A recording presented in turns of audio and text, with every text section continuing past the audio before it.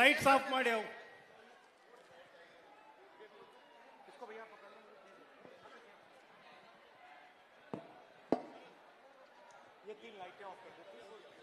Light off ಮಾಡಿ ದಯವಿಟ್ಟು. Light off ಮಾಡಿ. ಕೆಳಗಿರ 3 ಲೈಟ್ ನ ಆಫ್ ಮಾಡಿ ದಯವಿಟ್ಟು. ಕೆಳಗಿರ 3 ಲೈಟ್ ಕೆಳಗೆ ಲೈಟ್ ನಲ್ಲಿ सिद्धरमैया जी है नहीं,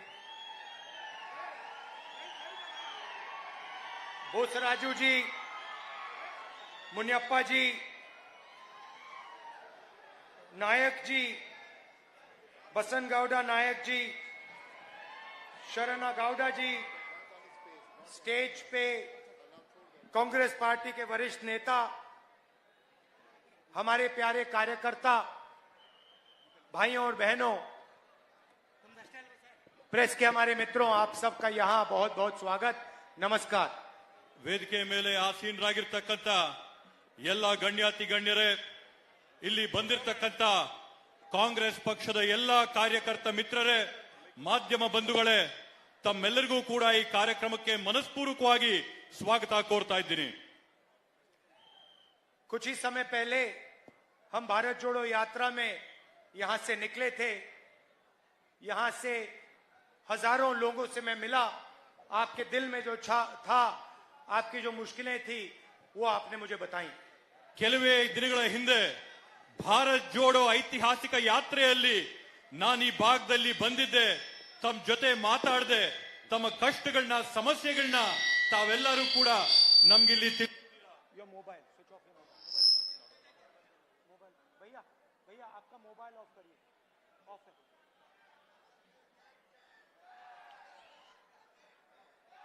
ये जो चुनाव है, ये पहला ऐसा चुनाव है जहां एक पार्टी और एक गठबंधन कॉन्स्टिट्यूशन की रक्षा कर रही है, संविधान की रक्षा कर रही है, और दूसरी संविधान को, कॉन्स्टिट्यूशन को खत्म करने की, रद्द करने की कोशिश कर रही है।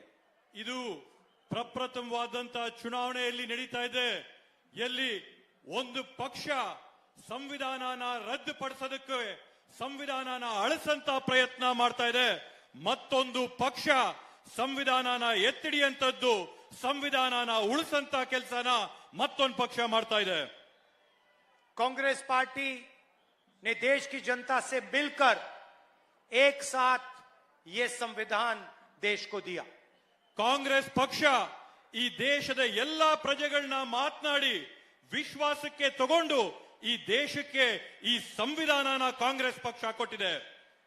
संविधान से पहले देश में दलितों को, आदिवासियों को, पिछड़े वर्ग के लोगों को कोई अधिकार नहीं थे। ಈ ಸಂವಿಧಾನ ಬರಕ್ ಮೊದಲು ಈ ದೇಶದಲ್ಲಿರಂತ ದಲಿತರಿಗೆ, ಆದಿವಾಸಿ ಬುಡಕಟ್ಟು ಜನರಿಗೆ, ಹಿಂದುಳಿದವ್ರಿಗೆ, ಬಡವರಿಗೆ ಯಾವೊಂದು ಹಕ್ಕುಗಳು ಕೂಡ ಇರಲಿಲ್ಲ. संविधान के आने से पहले अगर आप गरीब थे तो आपके कोई अधिकार नहीं थे। ಈ ಸಂವಿಧಾನ ಬರಕ್ ಮೊದಲು ನೀವೇನಾದ್ರೂ ಬಡವರಾಗಿದ್ರೆ, ಆರ್ಥಿಕವಾಗಿ ಹಿಂದುಳಿದಿದ್ರೆ ನಿಮ್ಗೆ ಯಾವುದೇ ಒಂದು ಹಕ್ಕುಗಳಿರಲಿಲ್ಲ. अगर आपको वोट मिला तो इस संविधान ने, इस किताब ने वो आपको वोट दिया है। ಇವತ್ತು ನಿಮಗೆ ಮತದಾನದ ಹಕ್ಕು, ವೋಟಿನ ಹಕ್ಕು ಇವತ್ತು ನಿಮಗೆ ಸಿಕ್ಕಿದ್ರೆ, ಇವತ್ತು ಈ ಸಂವಿಧಾನ, ಈ ಪುಸ್ತಕ ನಿಮಗೆ ಈ ಹಕ್ಕನ್ನ ಕೊಟ್ಟಿದೆ. किसानों को सिंचाई का पानी, हरी क्रांति, सफेद क्रांति, इंफ्रास्ट्रक्चर, ये सारे के सारे चीज ये इस किताब ने आपको दिए हैं। ಇವತ್ತು ರೈತರಿಗೆ ಬೆಳೆ ಬೆಳೆಯಕ್ಕೆ ಹರಿಸ್ತಾ ಇರ್ತಕ್ಕಂಥ ನೀರು, ಹಸಿರು ಕ್ರಾಂತಿ, ಅಭಿವೃದ್ಧಿಯಲ್ಲಿರ್ತಕ್ಕಂಥ ಕಾರ್ಖಾನೆಗಳು, ಇವೆಲ್ಲ ಸ್ಥಾಪನೆ ಆಗ್ಬೇಕಂತಂದ್ರೆ ಈ ಸಂವಿಧಾನ, ಈ ಪುಸ್ತಕ ಕೊಟ್ಟಿರ್ತಕ್ಕಂಥ ಕೊಡುಗೆ. और अब बीजेपी के नेता सीधा बोल रहे हैं कि वो इस संविधान को बदल देंगे और खत्म कर देंगे। ಇವತ್ತು ನೀವು ಬಿಜೆಪಿಯ ನಾಯಕರು, ನೀವಿವತ್ತು ನೇರವಾಗಿ ಹೇಳ್ತಾ ಇದ್ದೀರಾ, ನಾವು ಈ ಸಂವಿಧಾನನ ಬದಲಾಯಿಸ್ತೀವಿ, ಈ ಸಂವಿಧಾನನ ಅಳಿಸ್ತೀವಿ, ಈ ಸಂವಿಧಾನನ ಮುಗಿಸ್ತೀವಿ ಅಂತ ಹೇಳಿ. संविधान कहता है कि देश में सब जात के लोग एक समान हैं, देश में समानता होनी चाहिए। ಈ ಸಂವಿಧಾನ ಏನಂತ ಹೇಳುತ್ತಂದ್ರೆ ದೇಶದಲ್ಲಿರ್ತಕ್ಕಂಥ ಎಲ್ಲಾ ಜಾತಿಗಳು ಕೂಡ ಸಮಾನವಾಗಿದೆ ಮತ್ತೆ ದೇಶದಲ್ಲಿ ಸಮಾನತೆ ಇರಬೇಕು ಅಂತೇಳಿ कुछ दिन पहले बीजेपी के प्रेसिडेंट नड्डा ने साफ कहा है कि अगर कोई समानता के लिए लड़ रहा है तो वो माओवादी है। ಇವತ್ತು ಬಿಜೆಪಿ ಪಕ್ಷದ ಕಾರ್ಯಾಧ್ಯಕ್ಷರಾಗಿರ್ತಕ್ಕಂಥ ಜೆ.ಪಿ. ನಡ್ಡಾ ಅವರು ಹೇಳಿದ್ದಾರೆ ಈ ದೇಶದಲ್ಲಿ ಸಮಾನತೆಗೆ ಯಾರಾದ್ರೂ ಹೋರಾಟ ಮಾಡಿದ್ರೆ ಅವರೆಲ್ಲರನ್ನೂ ಕೂಡ ಆತಂಕವಾದಿಗಳು ಅವರೆಲ್ಲರನ್ನೂ ಕೂಡ ಭಯೋತ್ಪಾದಕರಂತ ಕರೆದಿದ್ದಾರೆ। मीडिया को नड्डा जी कह रहे हैं कि वो इस किताब के खिलाफ हैं क्योंकि ये किताब समानता मांगती है और बीजेपी के प्रेसिडेंट कह रहे हैं अगर कोई समानता मांगता है तो वो माओइस्ट है। ಇವತ್ತು ಜೆ.ಪಿ. ನಡ್ಡಾ ಅವರು ಮಾಧ್ಯಮಗಳಿಗೆ ನೇರವಾಗಿ ಹೇಳಿದ್ದಾರೆ ಯಾರಾದ್ರೂ ಈ ದೇಶದಲ್ಲಿ ಸಮಾನತೆ ಬೇಕು ಅಂದ್ರೆ ಈ ದೇಶ ಸಮಾನವಾಗಿರ್ಬೇಕು ಅಂತ ಯಾರಾದ್ರೂ ಹೋರಾಟ ಮಾಡಿದ್ರೆ ಅವ್ರು ಭಯೋತ್ಪಾದಕರು ಅವರು ಮಾವೋಯಿಸ್ಟ್ ಅಂತ ಹೇಳಿ ಈ ಸಂದರ್ಭದಲ್ಲಿ ಹೇಳ್ತಾ ಇದ್ದಾರೆ। नड्डा जी का कहना है कि दलितों को, आदिवासियों को, पिछड़ों को समानता नहीं मिलनी चाहिए, अधिकार नहीं मिलने चाहिए। ನಡ್ಡಾ ಅವರ ಉದ್ದೇಶ ಇರ್ತಕ್ಕಂಥದ್ದೇನಂತಂದ್ರೆ ಈ ದೇಶದಲ್ಲಿರ್ತಕ್ಕಂಥ ದಲಿತರಿಗೆ ಆದಿವಾಸಿ ಬುಡಕಟ್ಟವ್ರಿಗೆ ಹಿಂದುಳಿದವ್ರಿಗೆ ಯಾರಿಗೂ ಕೂಡ ಈ ದೇಶದಲ್ಲಿ ಅವಕಾಶ ಇರಬಾರ್ದು ಸಮಾನತೆ ಇರಬಾರ್ದು ಕೇಳಿದ್ರೆ ಅವರು ಭಯೋತ್ಪಾದಕರು ಅಂತ ಹೇಳಿ और प्रधानमंत्री ने नड्डा जी के स्टेटमेंट के बारे में एक शब्द नहीं कहा। ಇವತ್ತವರೆಗೂ ಕೂಡ ನರೇಂದ್ರ ಮೋದಿಜಿ ಅವರು ನಡ್ಡಾ ಅವರ ಹೇಳಿಕೆ ಬಗ್ಗೆ ಉಸಿರು ಕೂಡ ಬಿಟ್ಟಿಲ್ಲ ಒಂದ್ ಮಾತಂದಿಲ್ಲ।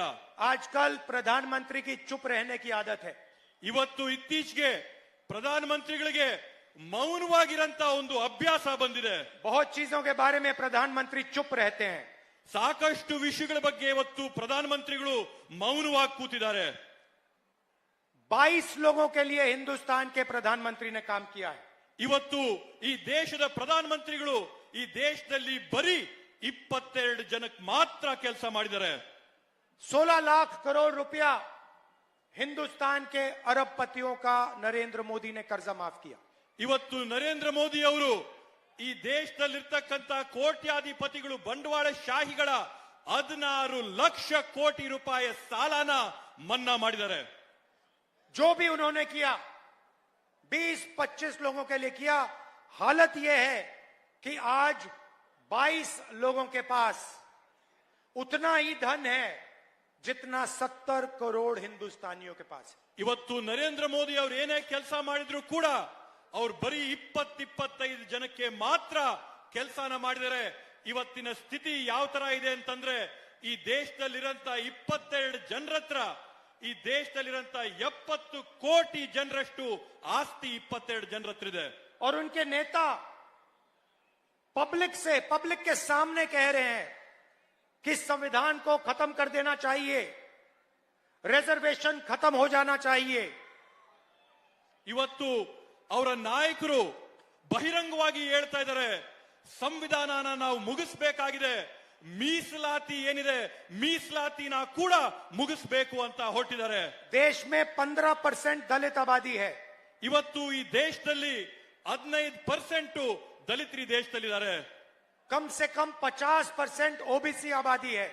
ಕನಿಷ್ಠ 50% ಇವತ್ತು ಹಿಂದುಳಿದ ವರ್ಗದ ಜನ ಇಲ್ಲಿದ್ದಾರೆ। 8% आदिवासी हैं। 8% ಜನ ಬುಡಕಟ್ಟು ಬಂಜಾರ ಪರಿಶಿಷ್ಟ ಪಂಗಡದವರಿದ್ದಾರೆ। 15% माइनॉरिटी हैं।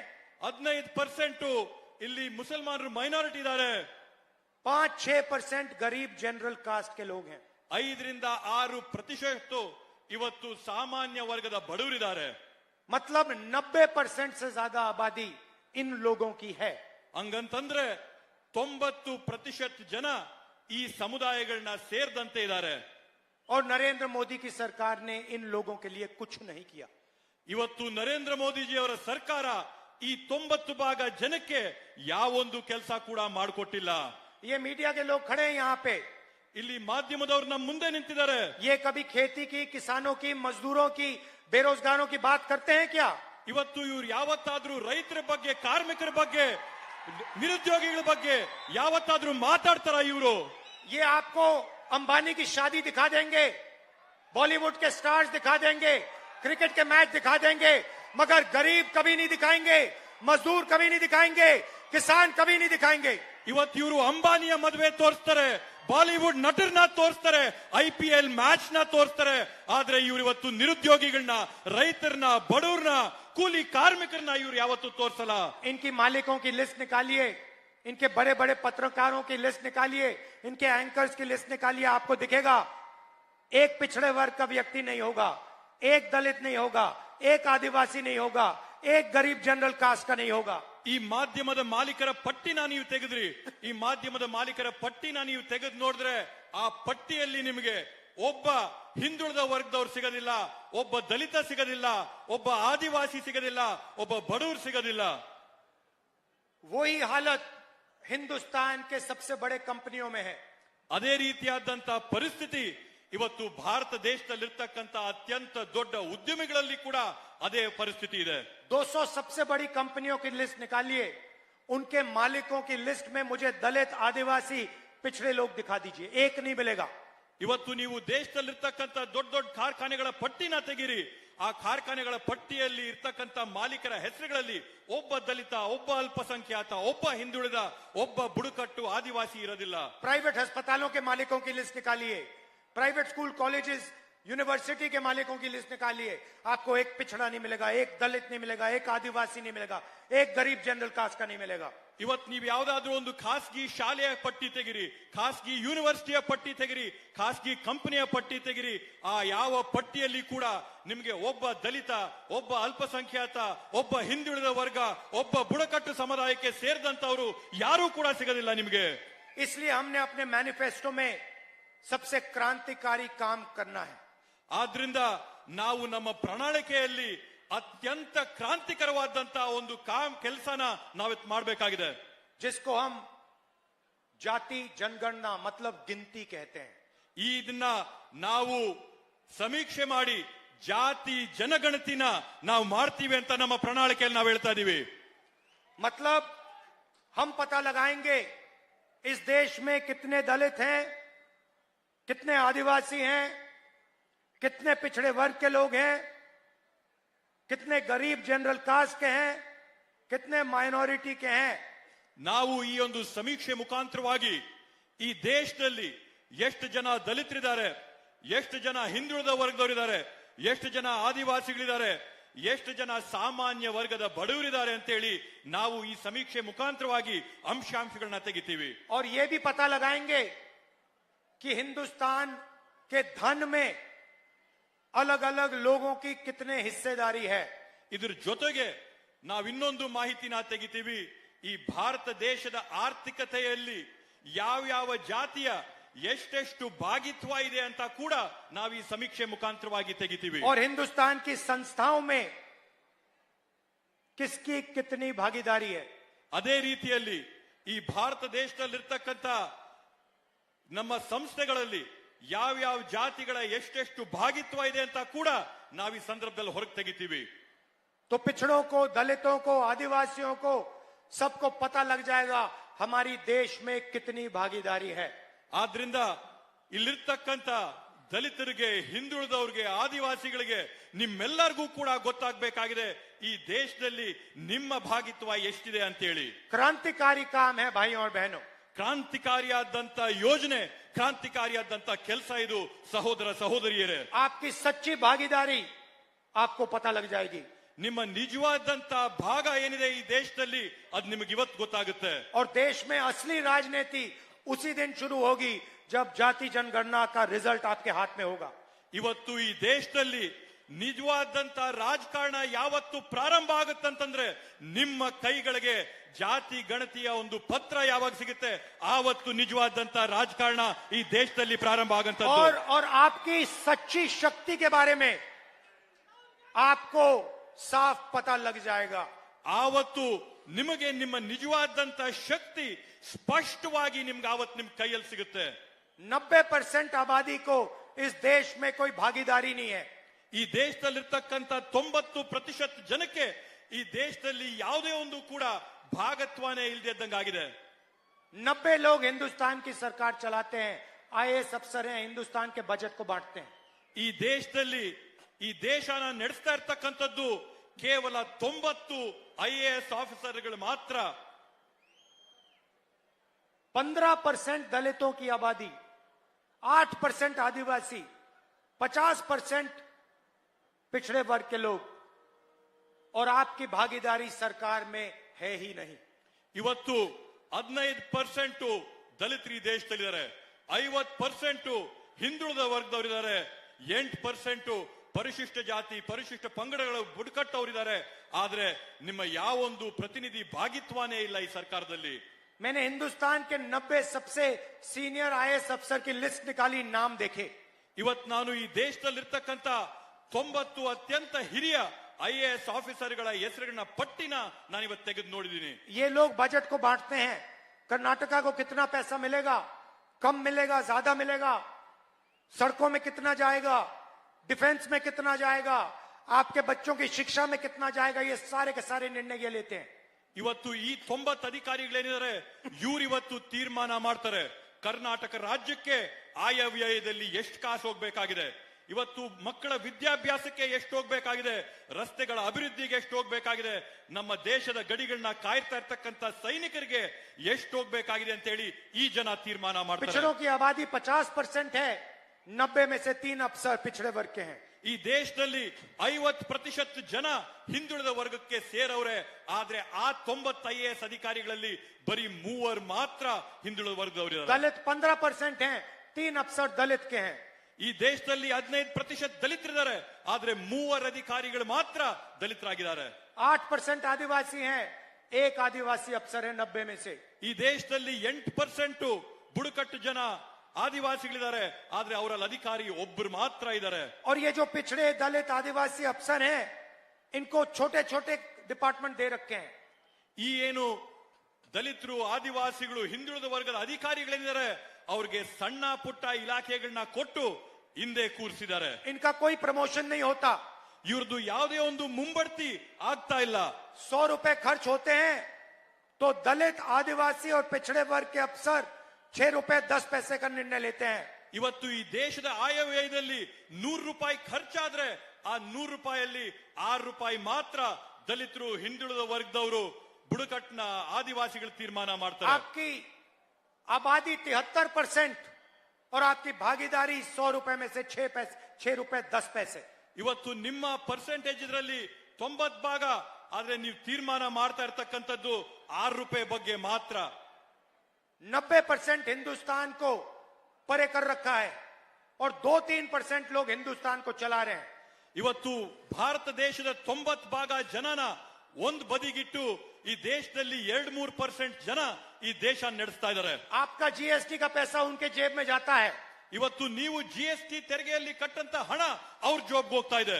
आप खेती करते हो, आप खून पसीना देते हो, आपको सही रेट नहीं मिलता, पैसा उनके जेब में जाता है. ಇವತ್ತು ನೀವು ಬೆಳೆ ಬೆಳಿತೀರಾ, ಬೆವರು ಸುರಿಸ್ತೀರಾ, ರಕ್ತ ಸುರಿಸ್ತೀರಾ, ನಿಮ್ ಕಾಸುಗಳು ಅವ್ರ ಜೇಬ್ಗೆ ಹೋಗ್ತಾ ಇದೆ. आपके बच्चे प्राइवेट स्कूल, यूनिवर्सिटी, कॉलेज में जाते हैं, पैसा उनके जेब में जाता है. ಇವತ್ತು ನಿಮ್ ಮಕ್ಕಳು ಖಾಸಗಿ ಶಾಲೆಗಳಿಗೆ ವಿದ್ಯಾಸಂಸ್ಥೆಗಳಿಗೆ ಹೋಗ್ತಾರೆ, ಆ ಕಾಸು ಸಾಹುಕಾರ ಜೋಬ್ಗೆ ಹೋಗ್ತದೆ. आप बीमार होते हो, प्राइवेट अस्पताल में जाते हो, पैसा उनके जेब में जाता है. ಇವತ್ತು ನಿಮ್ಮ ಆರೋಗ್ಯ ಕೆಟ್ಟು ನಿಮ್ಗೇನಾದ್ರೂ ತೊಂದರೆ ಆದಾಗ ನೀವು ಪ್ರೈವೇಟ್ ಖಾಸಗಿ ಆಸ್ಪತ್ರೆಗೆ ಹೋದ್ರೆ ಆ ಆಸ್ಪತ್ರೆಯಿಂದ ಕಾಸು ಅವ್ರ ಜೋಬ್ಗೆ ಹೋಗ್ತದೆ. एयरपोर्ट, पोर्ट, पुल, इंफ्रास्ट्रक्चर, सोलर पावर, डिफेंस, सारा का सारा 2-3 लोगों के हाथ में कर दिया नरेंद्र मोदी ने. ಇವತ್ತು ಬಂದರುಗಳಾಗಿರ್ಬೋದು, ಏರ್ಪೋರ್ಟ್ ಆಗಿರ್ಬೋದು, ರಸ್ತೆಗಳಾಗಿರ್ಬೋದು, ಬ್ರಿಡ್ಜ್ಗಳಾಗಿರ್ಬೋದು, ಶಾಲೆಗಳಾಗಿರ್ಬೋದು, ಇದೇನೇ ಆಗ್ಲಿ ನರೇಂದ್ರ ಮೋದಿ ಅವರು ಎಲ್ಲನೂ ಕೂಡ 2-3 ಕೈ ಕೊಟ್ಟಿಟ್ಟಿದ್ದಾರೆ. और दलित आदिवासी पिछड़ों को, गरीब जनरल कास्ट लोगों को मजदूर बना दिया है. ಇವತ್ತು ಅದೇ ರೀತಿಯಲ್ಲಿ ಇರ್ತಕ್ಕಂಥ ದಲಿತರನ್ನ, ಬುಡಕಟ್ಟ ಜನನ, ಹಿಂದುಳಿದ ವರ್ಗದವ್ರನ್ನ, ಸಾಮಾನ್ಯ ವರ್ಗದ ಬಡವ್ರನ್ನ ಕೂಲಿ ಕಾರ್ಮಿಕರಾಗಿ, ರೈತರಾಗಿ ನಿಮ್ಮನ್ನೊಂದು ಕಡೆಗಿಟ್ಟಿದ್ದಾರೆ. पहले पब्लिक सेक्टर हुआ करता था, वहां नौकरी मिलती थी, वहां रिजर्वेशन होता था. पब्लिक सेक्टर को प्राइवेटाइज कर दिया, वहां से रिजर्वेशन हटा दिया. ಮೊದಲು ಸಮಾಜ ವಲಯದ ಉದ್ಯಮಿಗಳಿರ್ತಾ ಇತ್ತು, ಕಾರ್ಖಾನೆಗಳು, ಕಂಪನಿಗಳಿರ್ತಾ ಇತ್ತು, ಅದರಲ್ಲಿ ಮೀಸಲಾತಿ ಇರ್ತಾ ಇತ್ತು, ಅದರಲ್ಲಿ ಉದ್ಯೋಗ ಸಿಗ್ತಾ ಇತ್ತು. ಇವತ್ತು ಅದರಲ್ಲಿ ಇರ್ತಕ್ಕಂಥ ಮೀಸಲಾತಿನ ಮುಗಿಸಿ ಪ್ರೈವೇಟೈಸೇಷನ್, ಖಾಸಗೀಕರಣ ಮಾಡಿ ರಿಸರ್ವೇಶನ್ ಮುಗಿಸಿದ್ದಾರೆ. पहले सेना में, वायुसेना में आप लोग जा सकते थे, पेंशन मिलती थी, कैंटीन मिलती थी, इज्जत मिलती थी, वो भी रास्ता बंद कर दिया, अग्निवीर लागू कर दिया। ಇವತ್ತು ನೀವು ಸೈನಿಕರಾಗಿ ವಾಯು ಸೈನಿಕರಾಗಿದ್ರೆ ನಿಮ್ಗೆ ಹೋದಾಗ ಪೆನ್ಷನ್ ಸಿಗ್ತಾ ಇತ್ತು, ಎಲ್ಲ ರೀತಿಯಾದಂತ ಸವಲತ್ತುಗಳು ಸಿಗ್ತಾ ಇತ್ತು. ಆದ್ರೆ ಇವತ್ತು ಆ ಎಲ್ಲ ಸವಲತ್ತುಗಳನ್ನ ಮುಗಿಸಿ ಅಗ್ನಿವೀರ್ ಅಂತ ಮಾಡಿ ಇವತ್ತು ಈ ದೇಶಕ್ಕೆ ತಂದಿಕ್ಕಿದ್ದಾರೆ. अग्निवीर योजना में 4 लोग अंदर लिए जाएंगे, 3 को बाहर कर दिया जाएगा। ಇವತ್ತು ಆ ಒಂದು ಅಗ್ನಿವೀರ್ ಯೋಜನೆಯಲ್ಲಿ 4 ಯುವಕರು ಹೋಗಿ ಸೇರ್ಕೊಂಡ್ರೆ 3 ಮನೆ ಕಳಿಸ್ತಾರೆ, ಒಬ್ಬರು ಮಾತ್ರ ಖಾಯಂ ಮಾಡ್ತಾರೆ. 3 को ना पेंशन मिलेगी, ना शहीद का दर्जा मिलेगा, ना कैंटीन मिलेगी, ना इज्जत मिलेगी। ಆ 3 ಅವ್ರಿಗೆ ಪೆನ್ಷನ್ ಸಿಗೋದಿಲ್ಲ, ಮೃತಪಟ್ಟಂತ ಸಂದರ್ಭದಲ್ಲಿ ಗೌರವ ಸಿಗೋದಿಲ್ಲ, ಅವ್ರ ಕ್ಯಾಂಟೀನಿನ ಅವಕಾಶ ಸಿಗೋದಿಲ್ಲ, ಸರ್ಕಾರದ ಯಾವ ಒಂದು ಸೌಲಭ್ಯ ಅವ್ರ ಕೈಗೆ ಬರೋದಿಲ್ಲ. और आप मुझसे लिख के ले लो, वो जो 3 को बाहर किया जाएगा वो या गरीब होंगे, या दलित होंगे, या पिछड़े होंगे, या आदिवासी वर्ग के होंगे। ನಾನ್ ನಿಮ್ಗೆ ಇವತ್ತು ಬರ್ಕೊಟ್ಟು ಹೇಳ್ಕೊಡ್ತೀನಿ, ಆ 3 ಜನನ ಯಾರು ಇವ್ರ ಮನೆಗೆ ಕಳಿಸ್ತಾರೆ, ಅವ್ರು ಯಾವ ಸಮುದಾಯಗಳಿಗೆ ಸೇರ್ತಾರಂದ್ರೆ ಅವ್ರು ದಲಿತರಾಗಿರ್ತಾರೆ, ಹಿಂದುಳಿದವರಾಗಿರ್ತಾರೆ, ಅವರು ಬುಡಕಟ್ಟು ಸಮಾಜಕ್ಕೆ ಸೇರಿದಂತವರಾಗಿರ್ತಾರೆ, ಸಾಮಾನ್ಯ ವರ್ಗದ ಬಡವರಾಗಿರ್ತಾರೆ ಅವರು. ये हिंदुस्तान की सच्चाई है। ಇದು ಇವತ್ತು ಭಾರತ ದೇಶದಲ್ಲಿ ಇರ್ತಕ್ಕಂಥ ವಾಸ್ತವ ಪರಿಸ್ಥಿತಿ. कर्नाटक में हमने करेक्शन करने की कोशिश की। ಕರ್ನಾಟಕ ರಾಜ್ಯದಲ್ಲಿ ನಾವೊಂದು ಬದಲಾವಣೆ ತರಂತ ಒಂದು ಪ್ರಯತ್ನ ನಾವು ಮಾಡಿದೀವಿ. गृह लक्ष्मी योजना 2000 रुपए हर महीने महिलाओं के बैंक अकाउंट में। ಗೃಹಲಕ್ಷ್ಮಿ ಯೋಜನೆ ಅಡಿಯಲ್ಲಿ ಮನೆಯಲ್ಲಿರ್ತಕ್ಕಂಥ ಪ್ರತಿ ಮಹಿಳೆಗೆ 2,000 ರೂಪಾಯಿನ ನಾವು ಅಕೌಂಟ್ ಹಾಕ್ತಾ ಇದೀವಿ. गृह ज्योति 200 यूनिट फ्री बिजली। ಇವತ್ತು ಗೃಹ ಜ್ಯೋತಿ ಯೋಜನೆ ಅಡಿಯಲ್ಲಿ ಪ್ರತಿಯೊಂದು ಮನೆಗೂ ಕೂಡ 200 ಯೂನಿಟ್ ವಿದ್ಯುತ್ ಅನ್ನ ಉಚಿತವಾಗಿ ಕೊಡ್ತಾ ಇದೀವಿ. अन्न भाग्य 10 केजी चावल 1 करोड़ परिवारों को। ಇವತ್ತು ಅನ್ನಭಾಗ್ಯದ ಅಡಿಯಲ್ಲಿ ಪ್ರತಿಯೊಬ್ಬರಿಗೂ ಕೂಡ 10 ಕೆಜಿ ಅಕ್ಕಿ ಕೊಡಂತ ಕೆಲಸ ನಾವು ಮಾಡ್ತಾ ಇದೀವಿ. युवा निधि 3,000 रुपए महीने के अनएम्प्लॉयड ग्रेजुएट्स को। ಇವತ್ತು ಯುವ ನಿಧಿ ಯೋಜನೆ ಅಡಿಯಲ್ಲಿ ಏನಿವತ್ತು ಪದವೀಧರರಿದ್ದಾರೆ ನಿರುದ್ಯೋಗಿಗಳು, ಅವ್ರಿಗೆ 3,000 ರೂಪಾಯಿ ಕೊಡಂತ ಕೆಲಸ ನಾವು ಮಾಡ್ತಾ ಇದೀವಿ. और शक्ति योजना जिससे महिलाएं फ्री में बस में जा सकें। ಇವತ್ತು ಶಕ್ತಿ ಯೋಜನೆ ಅಡಿಯಲ್ಲಿ ಮಹಿಳೆಯರು ಉಚಿತವಾಗಿ ಬಸ್ಗಳಲ್ಲಿ ಪ್ರಯಾಣ ಮಾಡಂತ ಒಂದು ಕೆಲಸ ಆಗ್ತಾ ಇದೆ. महिलाओं के लिए दिल्ली की अगली सरकार क्रांतिकारी और ऐतिहासिक काम करने जा रही है। ಮಹಿಳೆಯರಿಗೋಸ್ಕರ ಕೇಂದ್ರದಲ್ಲಿ ದೆಹಲಿಯಲ್ಲಿ ಬರಂತ ಮುಂದಿನ ಸರ್ಕಾರ ಕ್ರಾಂತಿಕಾರಿಯಾದಂತ ಒಂದು ಯೋಜನೆನ ಮಹಿಳೆಯರಿಗೆ ಕೊಡ್ತಾ ಇದೆ. यहां पे महिलाओं को साल का 24,000 रुपए मिलता है। ಇವತ್ತಿಲ್ಲಿ ಕರ್ನಾಟಕದಲ್ಲಿ ಹೆಣ್ಮಕ್ಳಿಗೆ ವರ್ಷಕ್ಕೆ 24,000 ರೂಪಾಯಿ ಅವ್ರ ಅಕೌಂಟ್ಗೆ ಜಮಾ ಆಗ್ತಾ ಇದೆ. हमारी सरकार आएगी। नहीं, अभी ताली मत बजाओ, अभी ताली मत बजाओ। ಇನ್ನು ಚಪ್ಪಾಳೆ ತಟ್ಪಡಿ ಹೇಳ್ತೀವಿ, ಚಪ್ಪಾಳೆ ತಾಳ್ಮೆಯಿಂದ. ताली जब बजाना जब मैं आपको सच्ची बात सही बात बताता हूं। अभी ಚಪ್ಪಾಳೆ ಯಾವಾಗ ತಟ್ಬೇಕಂದ್ರೆ ನಾನ್ ನಿಜ ಹೇಳಿದಾಗ, ಸ್ಪಷ್ಟವಾಗಿ ಹೇಳಿದಾಗ अभी बताने जा रहा हूं, इसके बाद ताली बजाना। ನಾನು ಹೇಳಿದ ಮೇಲೆ ಚಪ್ಪಾಳೆ ತಟ್ಬೋದು ನೀವು. हिंदुस्तान के सब गरीब परिवारों की लिस्ट बनेगी। ಭಾರತ ದೇಶದಲ್ಲಿರ್ತಕ್ಕಂಥ ಎಲ್ಲ ಬಡ ಕುಟುಂಬಗಳ ಪಟ್ಟಿನ ನಾವು ಮಾಡಿದೀವಿ. नोटबंदी जीएसटी करके नरेंद्र मोदी ने करोड़ों लोगों को गरीब कर दिया है। ನೋಟ್ ಬಂದಿ ಮತ್ತೆ ಅವೈಜ್ಞಾನಿಕವಾಗಿ ಜಿಎಸ್ಟಿ ನ ಜಾರಿಗೆ ತಂದು ನರೇಂದ್ರ ಮೋದಿಜಿ ಅವರು ಕೋಟ್ಯಾಂತರ ಜನರ ಬಾಳುಗಳನ್ನ ಹಾಳು ಮಾಡಿದ್ದಾರೆ. ಇವತ್ತು उन सब लोगों के नाम निकलेंगे ಆ ಎಲ್ಲಾ ಜನರ ಹೆಸರಿನ ಪಟ್ಟಿನ ನಾವು ಮಾಡ್ತೀವಿ. और हर गरीब परिवार में से एक महिला का नाम चुना जाएगा। ಅದೇ ರೀತಿಯಲ್ಲಿ ಪ್ರತಿಯೊಂದು ಬಡ ಕುಟುಂಬದಿಂದ ಒಬ್ಬ ಮಹಿಳೆಯ ಹೆಸರನ್ನ ನಾವು ಆಯ್ಕೆ ಮಾಡ್ಕೋತೀವಿ. और उस महिला के बैंक अकाउंट में साल के 10,000 नहीं, 20,000 नहीं, 40,000 नहीं, 50,000 नहीं, 90,000 नहीं, 1,00,000 रुपए बैंक अकाउंट में डालेंगे। ಇವತ್ತು ಆ ಒಂದು ಬಡ ಕುಟುಂಬದ ಮಹಿಳೆಗೆ ಅವರ ಒಂದು ಖಾತೆಗೆ ಅಕೌಂಟ್ಗೆ 10,000 ಅಲ್ಲ, 20,000 ಅಲ್ಲ, 30,000 ಅಲ್ಲ, 50,000 ಅಲ್ಲ, 80,000, 90,000 ಅಲ್ಲ, 1,00,000 ರೂಪಾಯಿನ ಅವ್ರ ಖಾತೆಗೆ ನಾವು ನೇರವಾಗಿ ಪಾವತಿ ಮಾಡ್ತೀವಿ. ये लगी ना ताली? ಇದಕ್ಕೆ ತಾನೇ ಚಪ್ಪಾಳೆ ಬಜಾಯಿಸಬೇಕಾದ್ದು. अब देखिए, हम महिलाओं के लिए 3-4 काम करने जा रहे हैं। ಇವತ್ತು ನಾವು ಮಹಿಳೆಯರಿಗೋಸ್ಕರ 3-4 ಯೋಜನೆಗಳನ್ನ ರೂಪಿಸ್ಕೊಂಡಿದೀವಿ. मैंने आपको महालक्ष्मी योजना के बारे में बोला। 1,00,000 रुपए गरीब महिलाओं के बैंक अकाउंट में ठक, महीने के 8,500 रुपए साल के 1 लाख रुपए टकाटक टकाटक टकाटक हर महीने। ಇವತ್ ನಾವು ನಿಮ್ಗೆ ಮಹಿಳೆಯರಿಗೆ ಮಹಾಲಕ್ಷ್ಮಿ ಯೋಜನೆ ಅಡಿಯಲ್ಲಿ ವರ್ಷಕ್ಕೆ 1 ಲಕ್ಷ ರೂಪಾಯಿ, ತಿಂಗಳಿಗೆ 8,500 ರೂಪಾಯಿ ಫಟಾಫಟ್ ಫಟಾಫಟ್ ಫಟಾಫಟ್ ಅಂತ ಅವ್ರ ಅಕೌಂಟ್ ಬರಂತ ಕೆಲಸ ನಾವು ಮಾಡ್ತೀವಿ. महिलाओं को सरकारी नौकरियों में, पब्लिक सेक्टर में 50% रिजर्वेशन दे रहे हैं। ನಿಮ್ ಮನೆಗಳಲ್ಲಿರ್ತಕ್ಕಂಥ ಹೆಣ್ಮಕ್ಳಿಗೆ ಸರ್ಕಾರಿ ಹುದ್ದೆಗಳಲ್ಲಿರ್ತಕ್ಕಂಥವ್ರಿಗೆ 50% ಸರ್ಕಾರಿ ಹುದ್ದೆಗಳಿಗೆ ಮೀಸಲಾತಿ ಮಾಡ್ಕೊಡ್ತೀವಂತ ಮಾತು ಕೊಡ್ತಾ ಇದೀವಿ. आंगनवाड़ी और आशा में जो काम करती हैं महिलाएं, उनकी आमदनी हम दुगनी करने जा रहे हैं। ನಮ್ಮಲ್ಲಿರ್ತಕ್ಕಂಥ ಆಶಾ ಮತ್ತೆ ಅಂಗನವಾಡಿ ಕಾರ್ಯಕರ್ತರಿಗೆ ಬರ್ತಾ ಇರ್ತಕ್ಕಂಥ ಗೌರವ ಧನನ 2 ಪಟ್ಟು ಜಾಸ್ತಿ ಮಾಡ್ತೀವಂತ ಮಾತು ಕೊಡ್ತಾ ಇದೀವಿ. और मनरेगा में 400 रुपए हम देने जा रहे हैं। ಅದೇ ರೀತಿಯಲ್ಲಿ ನರೇಗಾ ಯೋಜನೆ ಅಡಿಯಲ್ಲಿ ಪ್ರತಿಯೊಬ್ಬರಿಗೂ ಕೂಡ ದಿನಕ್ಕೆ 400 ರೂಪಾಯಿ ಕೂಲಿನ ಕೊಡ್ತೀವಂತ ಮಾತು ಕೊಡ್ತಾ ಇದೀವಿ. और हम जानते हैं कि महिलाएं इस देश के भविष्य की देखभाल करती हैं। ಇವತ್ತು ನಮ್ಗೆ ಸ್ಪಷ್ಟವಾಗಿ ಗೊತ್ತಾಗಿದೆ, ಮನೆಯಲ್ಲಿರ್ತಕ್ಕಂಥ ಹೆಣ್ಮಕ್ಳು ಈ ದೇಶದ ಭವಿಷ್ಯನ ರೂಪಿಸ್ತಾ ಇದ್ದಾರೆ ಅಂತ ಹೇಳಿ. अब यहां पे पुरुष बैठे हैं, आपने अपने आप से एक सवाल पूछा होगा कि 1 लाख रुपए महिलाओं के बैंक अकाउंट में क्यों जा रहा है, हमारे बैंक अकाउंट में क्यों नहीं? ಇಲ್ಲಿರ್ತಕ್ಕಂಥ ಗಂಡಸರು ತಾವೆಲ್ಲ ಪ್ರಶ್ನೆ ಮಾಡಿರ್ಬೋದು, 1 ಲಕ್ಷ ರೂಪಾಯಿ ಹೆಣ್ಮಕ್ಳ ಅಕೌಂಟ್ಗೆ ಯಾಕೆ ಹೋಗ್ತಾ ಇದೆ, ನಮ್ಮ ಅಕೌಂಟ್ಗೆ ಯಾಕೆ ಬರ್ತಾ ಇಲ್ಲ ಅಂತ ನೀವು ಪ್ರಶ್ನೆ ಮಾಡಿರ್ಬೋದು. मैं आपको बता देता हूं, ನಾನ್ ನಿಮಗ್ ತಿಳಿಸ್ತೀನಿ. शायद आपको अच्छा ना लगे। ಬಹುಶಃ ನಿಮ್ಗೆ ಇಷ್ಟ ಆಗದೆ ಇರ್ಬೋದು. 21वीं सदी में पुरुष और स्त्री दोनों जॉब करते हैं।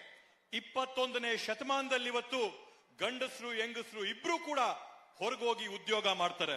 8-10 घंटे घर के बाहर स्त्री और पुरुष काम करते हैं। 8-10 ಗಂಟೆ ಒಂದ್ ದಿನಕ್ಕೆ ಗಂಡಸರು ಹೆಂಗಸರು ಇಬ್ರು ಕೂಡ ಹೊರಗೋಗಿ ಕೆಲಸ ಮಾಡ್ತಾರೆ. जैसे यहाँ पे आप देखिए, यहाँ पे पुरुष पुलिस वाले भी हैं और स्त्री पुलिस वाले भी हैं। ಇವತ್ ನೀವೇ ನಿಮ್ ಕಣ್ಮುಂದೆ ನೋಡಿ, ಇಲ್ಲಿ ಗಂಡಸರು ಕೂಡ ಪೊಲೀಸ್ ಅವರಿದ್ದಾರೆ, ಹೆಣ್ಮಕ್ಳು ಕೂಡ ಪೊಲೀಸ್ ಅವರಿದ್ದಾರೆ. ये दोनों घर के बाहर 8-10 घंटे काम करते हैं। ಇವರಿಬ್ರು ಕೂಡ ಮನೆ ಹೊರಗೋಗಿ ದಿನಕ್ಕೆ 8-10 ಗಂಟೆ ದುಡ್ಕೊಂಡು ಬರ್ತಾರೆ. मगर जब महिलाएं घर जाती हैं, वो 8 घंटे एक्स्ट्रा काम करती हैं। ಆದ್ರೆ ಇವತ್ತು ಹೆಣ್ಮಕ್ಳು ಡ್ಯೂಟಿ ಮುಗಿಸ್ಕೊಂಡು ಮನೆಗೆ ಹೋದಾಗ ಮನೆಯಲ್ಲಿ ಇನ್ನೂ ಹೆಚ್ಚಾಗಿ 8-10 ಗಂಟೆ ಅವ್ರ ಮನೆಯಲ್ಲಿ ದುಡಿತಾರೆ. आप लोग 8 घंटा 10 घंटा करते हो, वो 16 घंटा करते हैं। ಇವತ್ ನೀವು ದಿನಕ್ಕೆ 8-10 ಗಂಟೆ ಕೆಲಸ ಮಾಡಿದ್ರೆ ಮನೆಯಲ್ಲಿರ್ತಕ್ಕಂಥ ಹೆಣ್ಮಕ್ಳು 16 ಗಂಟೆ ದಿನಕ್ಕೆ ಇವತ್ತು ದುಡಿತಾ ಇದ್ದಾರೆ. और देश के भविष्य बच्चों की देखभाल करती हैं, उनकी रक्षा करती हैं। ಮತ್ತೆ ಅದ್ರ ಜೊತೆಗೆ ಈ ದೇಶದ ಭವಿಷ್ಯ ಆಗಿರ್ತಕ್ಕಂಥ ಮಕ್ಕಳನ್ನ ಇವತ್ತು ಅವರು ನೋಡ್ಕೊಂತಾರೆ, ಅವ್ರನ್ನ ಬೆಳೆಸ್ತಾರೆ. इसीलिए उनके बैंक अकाउंट में हम पैसा डाल रहे हैं। ಆದ್ರಿಂದಾನೇ ನಾವಿವತ್ತು ಮನೆಯಲ್ಲಿರ್ತಕ್ಕಂಥ ಹೆಣ್ಮಕ್ಳ ಅಕೌಂಟ್ಗೆ वो- 1 ಲಕ್ಷ ರೂಪಾಯಿ ಆಗ್ತಾ ಇರ್ತಕ್ಕಂಥದ್ದು. वो जो एक्स्ट्रा 8 घंटा काम करती है, जिनके लिए उनको 1 रुपया नहीं मिलता, हिंदुस्तान की सरकार अब उस 8 घंटे के लिए उनको 1 लाख रुपए देने जा रही है। ಇವತ್ತು ದಿನಕ್ಕೆ 8 ಗಂಟೆ ಎಕ್ಸ್ಟ್ರಾ ಏನ್ ಕೆಲಸ ಮಾಡ್ತಾ ಇದಾರೆ, ಮುಂದೆ ಬರಂತ ಭಾರತ ರಾಜ್ಯದ ಸರ್ಕಾರ ಅವ್ರಿಗೆ ಒಂದು ವರ್ಷಕ್ಕೆ 1 ಲಕ್ಷ ರೂಪಾಯಿ ಅವ್ರಿಗೆ ಹಾಕೊಡ್ತಾರೆ. तो ये कांग्रेस पार्टी करने जा रही है। ಇವತ್ತು ಇದು ಕಾಂಗ್ರೆಸ್ ಪಕ್ಷದ ಆಲೋಚನೆಗಳು. अब हिंदुस्तान में करोड़ों महिलाएं हैं जिन पर कुछ न कुछ हिंसा की गई है। ಇವತ್ತು ಭಾರತ ದೇಶದಲ್ಲಿ ಕೋಟ್ಯಾಂತರ ಸಂಖ್ಯೆಯಲ್ಲಿ ಹೆಣ್ಮಕ್ಳಿದ್ದಾರೆ, ಯಾರ ಮೇಲೆ ಯಾವ ರೀತಿಯಲ್ಲಾದ್ರೂ ಒಂದು ರೀತಿಯಲ್ಲಿ ದೌರ್ಜನ್ಯ ದಬ್ಬಾಳಿಕೆ ಆಗಿದೆ.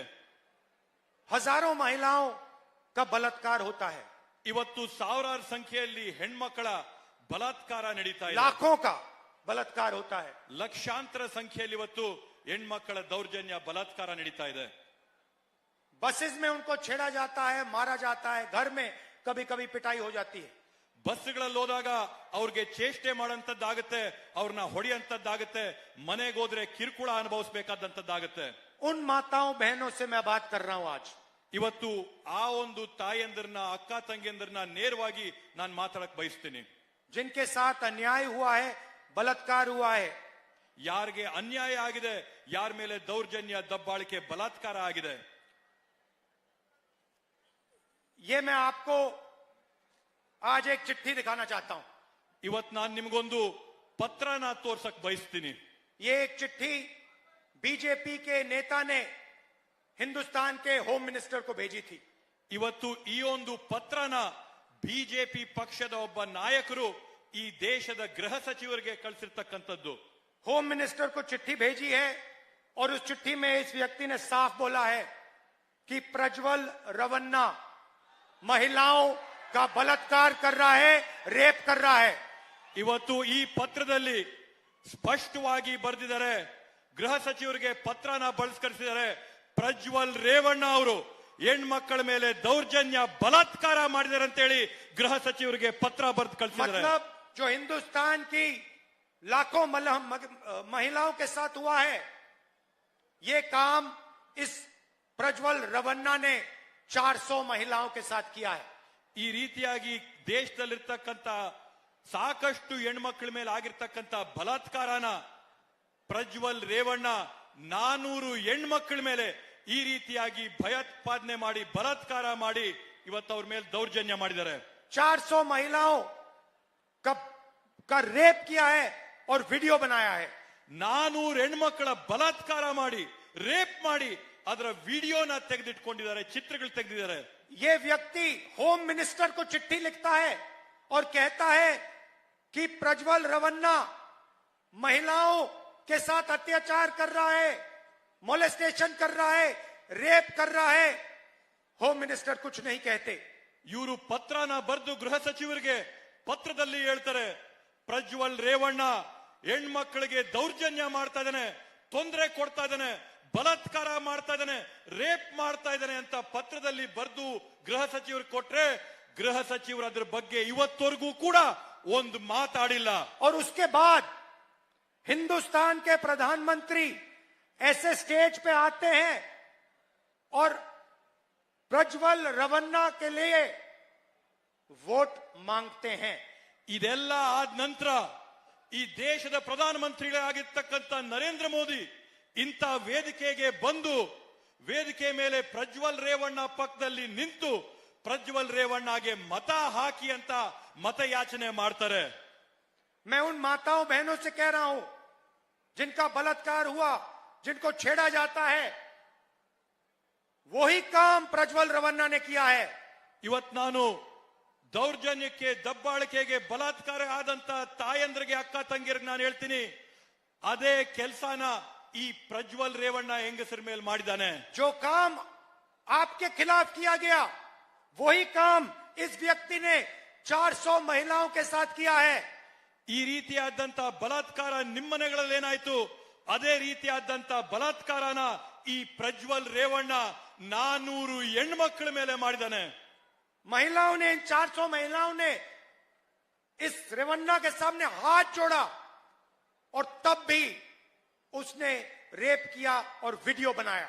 ಈ 400 ಹೆಣ್ಮಕ್ಳು ಪ್ರಜ್ವಲ್ ರೇವಣ್ಣ ಅವರ ಮುಂದೆ ಕೈ ಮುಗಿದು ಬೇಡ್ಕೊಂಡ್ರು ಬೇಡ ಅಂತೇಳಿ, ಆದ್ರೂ ಕೂಡ ಪ್ರಜ್ವಲ್ ರೇವಣ್ಣ ಅವ್ರನ್ನ ರೇಪ್ ಮಾಡಿದಂತ ಬಲಾತ್ಕಾರದ ವಿಡಿಯೋಗಳನ್ನ ಮಾಡಿಟ್ಕೊಂಡ।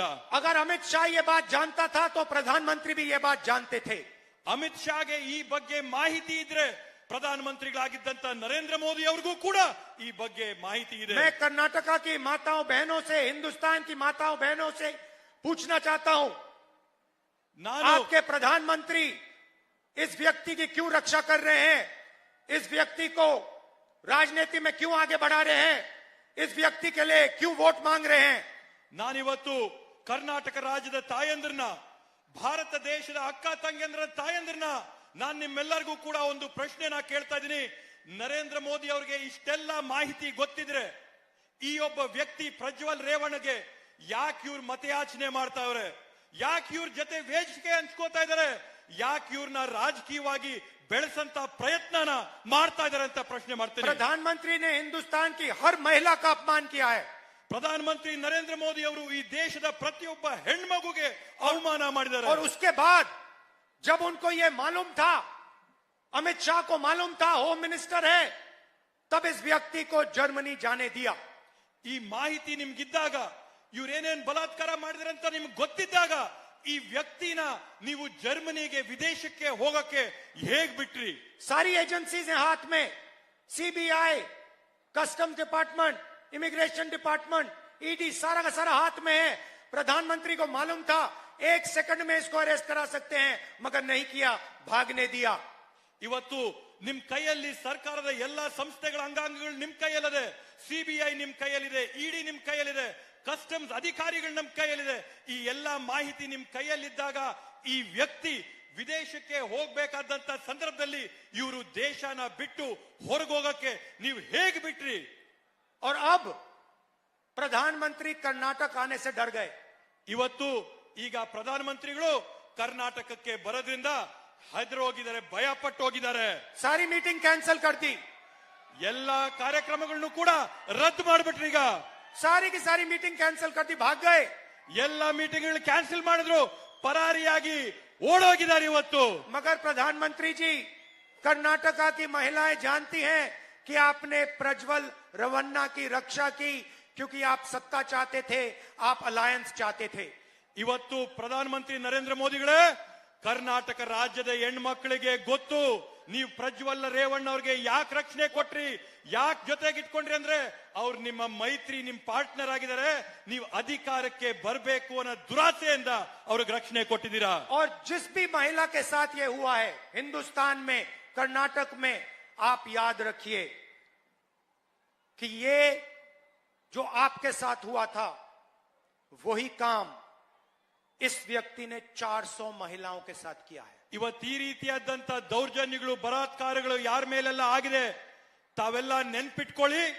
ಈ ಪ್ರಜ್ವಲ್ ರೇವಣ್ಣ ಅಂತವನು ಈ ರಾಜ್ಯದ 400 ಹೆಣ್ಮಕ್ಳ ಮೇಲೆ ಈ ರೀತಿಯಾದಂತ ಬಲಾತ್ಕಾರನ ಮಾಡಿದಾನೆ ಅಂತೇಳಿ. और 2 लोग जो इस देश को कंट्रोल करते हैं, प्रधानमंत्री और होम मिनिस्टर, ने उसकी रक्षा की।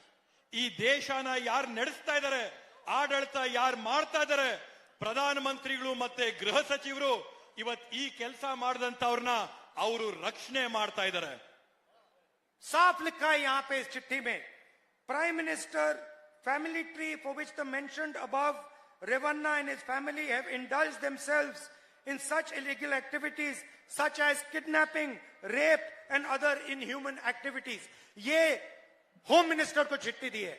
ಈ ಪತ್ರದಲ್ಲಿ ಸ್ಪಷ್ಟವಾಗಿ ಬರೆದಿದೆ, ಈ ವಂಶಕ್ಕೆ ಸೇರಿಸಿದಂತವರು, ಈ ವಂಶ ವೃಕ್ಷದಲ್ಲಿ ಇರ್ತಕ್ಕಂಥವ್ರು ರೇವಣ್ಣ ಅವರು, ಪ್ರಜ್ವಲ್ ರೇವಣ್ಣ ಅವರು, ಅವ್ರ ಕುಟುಂಬದ ವರ್ಗದವರು ಹೆಣ್ಮಕ್ಳ ಮೇಲೆ ದೌರ್ಜನ್ಯ ಮಾಡಿದ್ದಾರೆ, ಬಲಾತ್ಕಾರ ಮಾಡಿದ್ದಾರೆ, ಅವ್ರನ್ನ ಕಿಡ್ನಾಪ್ ಮಾಡಿದ್ದಾರೆ, ಎತ್ಕೊಂಡು ಹೋಗಿದ್ದಾರೆ ಅಂತ ಈ ಪತ್ರದಲ್ಲಿ ಸ್ಪಷ್ಟವಾಗಿ ಬರೆದಿದೆ. प्रधानमंत्री को हिंदुस्तान की हर महिला को जवाब देना चाहिए, उन्होंने ये काम क्यों किया।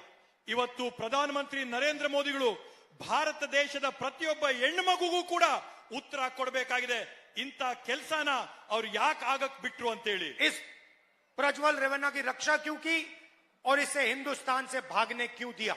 ಈ ಪ್ರಜ್ವಲ್ ರೇವಣ್ಣನ ರಕ್ಷಣೆನ ನೀವ್ ಯಾಕೆ ಮಾಡಿದ್ರಿ, ಮತ್ತೆ ಅವ್ರನ್ನ ಈ ದೇಶನ ಬಿಟ್ಟು ವಿದೇಶಗಳಲ್ಲಿ ಜರ್ಮನಿಗೆ ಹೋಗಕ್ಕೆ ಹೇಗ್ ಬಿಟ್ರಿ ಅಂತೇಳಿ. ये है फर्क हमारी विचारधारा में, उनकी विचारधारा में। ಇದೇ ಇರ್ತಕ್ಕಂತ ವ್ಯತ್ಯಾಸ ನಮ್ಮ ವಿಚಾರ ತತ್ವ ಸಿದ್ಧಾಂತಕ್ಕೂ ಅವರ ವಿಚಾರ ತತ್ವ ಸಿದ್ಧಾಂತಕ್ಕೂ. ये सत्ता के लिए कुछ भी कर लेंगे, ಇವ್ರ ಅಧಿಕಾರಕ್ಕೆ ಬರಕ್ಕೋಸ್ಕರ ಏನನ್ನಾದ್ರೂ ಮಾಡ್ತಾರೆ, कोई लिमिट नहीं है, ಯಾವೊಂದು ಇತಿಮಿತಿ ಇಲ್ಲ, सच्चाई का कोई मतलब नहीं, ನಿಜದ ಬಗ್ಗೆ ಇವ್ರಿಗೆ ಗಮನನೇ ಇಲ್ಲ, महिलाओं के दर्द का, दुख का, गरीबों के दर्द का, दुख का कोई मतलब नहीं। ಹೆಣ್ಮಕ್ಕಳ ನೋವು, ನಲಿಗೆ, ಬಡವರ ಒಂದು ನೋವಿಗೆ, ತೊಂದರೆಗೆ ಯಾವೊಂದಕ್ಕೂ ಕೂಡ ಇವ್ರ ಗಮನ ಕೂಡ ಇಲ್ಲ, ಅಯ್ಯೋ ಪಾಪ ಅಂತ ಕೂಡ ಅನ್ನಲ್ಲ. प्रधानमंत्री जी कर्नाटक से मत भागिए, प्रधानमंत्री जी कर्नाटक से मत भागिए, यहां आइए और देश को और कर्नाटक की जनता को प्रज्वल रवन्ना के बारे में बताइए। ಪ್ರಧಾನಮಂತ್ರಿಗಳೇ, ನೀವು ಕರ್ನಾಟಕಕ್ಕೆ ಇಲ್ಲಿ ಬಂದು ನೀವೆಲ್ಲರ ಹತ್ರ ಕೂಡ ಕ್ಷಮೆ ಕೇಳಿ, ಅದೇ ರೀತಿಯಲ್ಲಿ ಕರ್ನಾಟಕ ಜನಕ್ಕೆ ನೀವು ಪ್ರಜ್ವಲ್ ರೇವಣ್ಣನ ಹೇಗೆ ಹೊರಗೋದ ಅಂತೇಳಿ ಮಾಹಿತಿನ ಕೊಡಿ. और अगर होम मिनिस्टर को ये इंफॉर्मेशन थी तो ये क्रिमिनल एक्शन है। ಇವತ್ತು ಗೃಹ ಸಚಿವರಿಗೆ ಇದ್ರ ಬಗ್ಗೆ ಮಾಹಿತಿ ಇದ್ದು ಅವರು ಮೌನವಾಗಿದ್ರೆ ಇದೊಂದು ದೊಡ್ಡ ಮಟ್ಟದ ಒಂದು ಅಪರಾಧ ಆಗುತ್ತೆ. उन पर केस लगना चाहिए, क्योंकि यहाँ पे माइनर बच्चियां भी हैं, इवत्तु 16 साल के कम की बच्चियां हैं।